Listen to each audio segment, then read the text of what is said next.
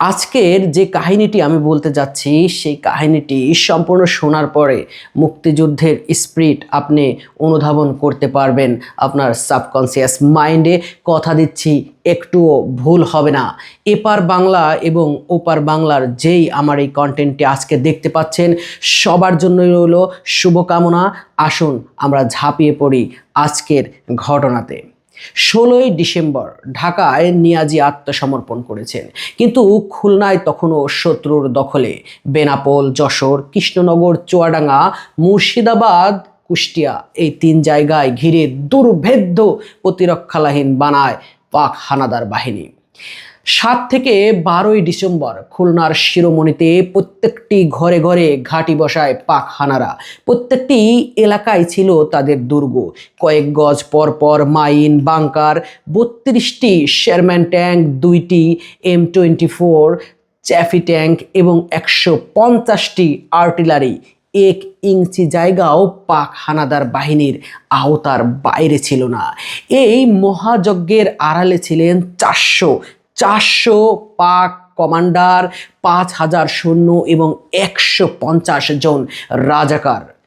10 তারিখ থেকে খুলনায় থেমে থেমে যুদ্ধ হয়। মিত্রবাহিনীর 250 থেকে 300 জন সদস্য একটা অ্যাম্বুশ অ্যাটাকে নিহত হন। এলাকাবাসী সেদিন ট্যাঙ্ক বোঝাই করে ভারতীয় সেনাদের লাশ নিয়ে যেতে দেখেছেন।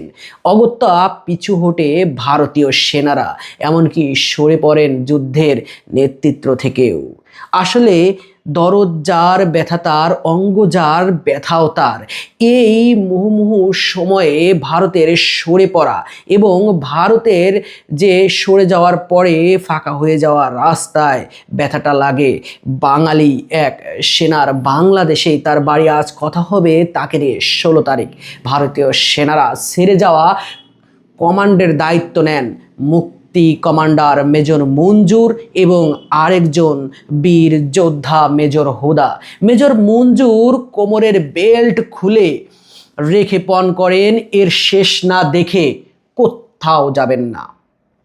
স্ত্রীর কাছে চিঠি লিখে কথা জানিয়ে দেন তিনি। হামলার পরিকল্পনা এবং নকশা করেন মেজর মঞ্জুর। লোকেশন খুলনার শিরোমণি। সামনে শত্রুর 25টি ট্যাঙ্ক, কয়েকশো মর্টার। তাদের দিকে মাটি কাঁপিয়ে এগিয়ে যাচ্ছেন বাংলার 2টো PT-76 ট্যাঙ্ক, আর তার পিছনে এগিয়ে যাচ্ছে 12 জন মুক্তি কমান্ডার। মেজর মঞ্জুর ছিলেন সেখানে। ক্ষিপ্র গতিতে এগিয়ে যাচ্ছেন তাদের দিকে। ঢুকে যান পাকিস্তানি প্রতিরক্ষা লাইনের ভেতরে। আচমকা ট্যাঙ্কের পেছন থেকে বেরিয়ে পড়েন দুর্ধর্ষ 12 জন কমান্ডো। লাফিয়ে উঠে যান শত্রু ট্যাঙ্কের উপরে। স্টেন গান দিয়ে গুলি করতে থাকেন ড্রাইভার এবং গানারদের। হ্যাস খোলা পেলেই ছুঁড়ে মারতে থাকেন গ্রেড। থমকে থমকে পাক হেনাদার বাহিনী পালাতে শুরু করে। একজন মুক্তি কমান্ডো দৌড়ে এসে খবর দেয়, খানেরা ভেগে যাচ্ছে, জয় বাংলা। 17ই ডিসেম্বর দুপুর আনুমানিক 3700 জন পাক সেনা আত্মসমর্পণ করেন। মেজর মঞ্জুর তাদের ব্যাজ খুলে ফেলার নির্দেশ দেন। মুক্ত হয় খুলনা। দুর্ধর্ষ এই যুদ্ধ কৌশলটি আজও ভারত, পোল্যান্ড সহ বিশ্বের 35টা দেশে সামরিক একাডেমিতে শেখানো হয়।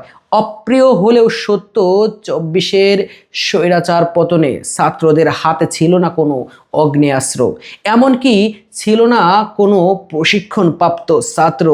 এমনকি এই প্রশিক্ষণও শেখানো হবে না যুদ্ধের 53 বছর পরেও। বিনা অস্ত্রে দেশ স্বাধীনের 24-এর সকল যোদ্ধাদের প্রতি রইল বিনম্র শ্রদ্ধা।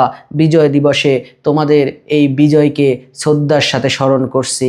ধন্যবাদ সকল শহীদ এবং গাজী যারা অংশগ্রহণ করেছিলেন 24-এর স্বৈরাচার পতনের বাংলাদেশকে একটা নতুন আঙ্গিকে, নতুন উচ্চতায় উপলব্ধি করাতে তোমাদের অবদান অনস্বীকার্য।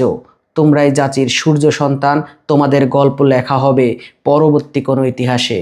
ধন্যবাদ।